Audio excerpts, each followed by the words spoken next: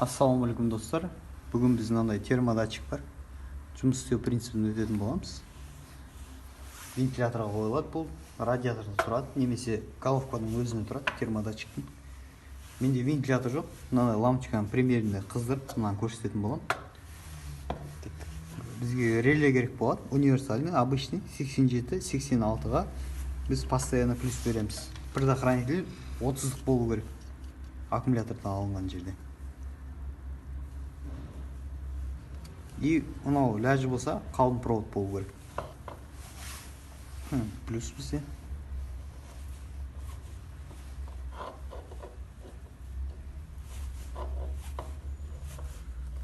Плюс бердік. Дайын тұр плюс. Біз енді термодатчикке минус беретін боламыз.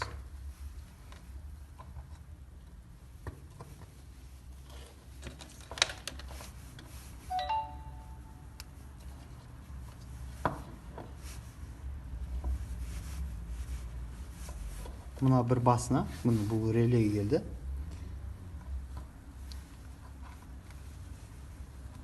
Екінші басына минус береміз. Минус берілді. Енді бізде вентилятор ғой, ода да екі ход болады. Бір бетіне минус береміз постоянно. Минус былайынан кетті. Екінші басына. Бұны 30-дан выход қалды бізде. 30 деген предохранитель. Сол 30-дан береміз. Фишкасына. И все. Қазір бұда қанша деп жазып болған? 87-82 деп болған термодатчик бізде. Осы 87-82 қыздыратын боламыз қазір. Енді менде радиатор жоқ. Просто на примере көрсетем қазір. Бұл не фен десеңіздер? Бұл паяльныйдың фені. Осымен ыстық беретін боламыз.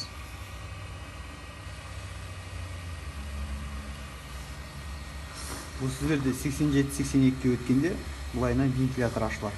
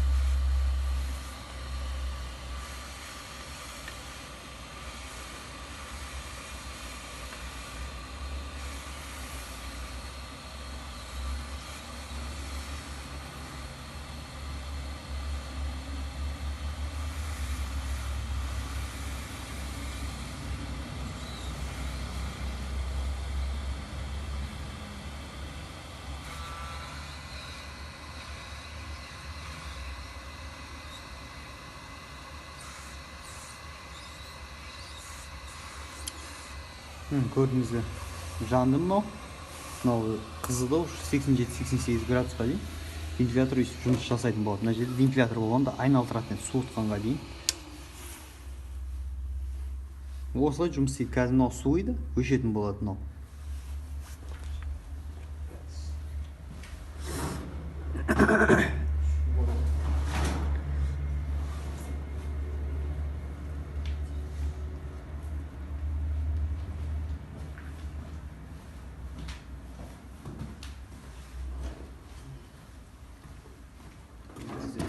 Су бар мынандай.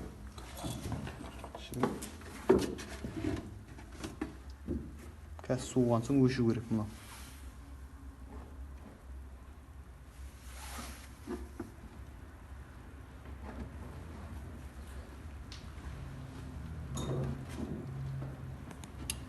Көрдіңіздер ме? Өшті өзі. Дәл осылай жұмыс жасайды вентиляторның принципі. Еш қиындығы жоқ. Жалғап алсаңыздар болады. Мына жерде вентилятор тұрады, лампочканың орнына.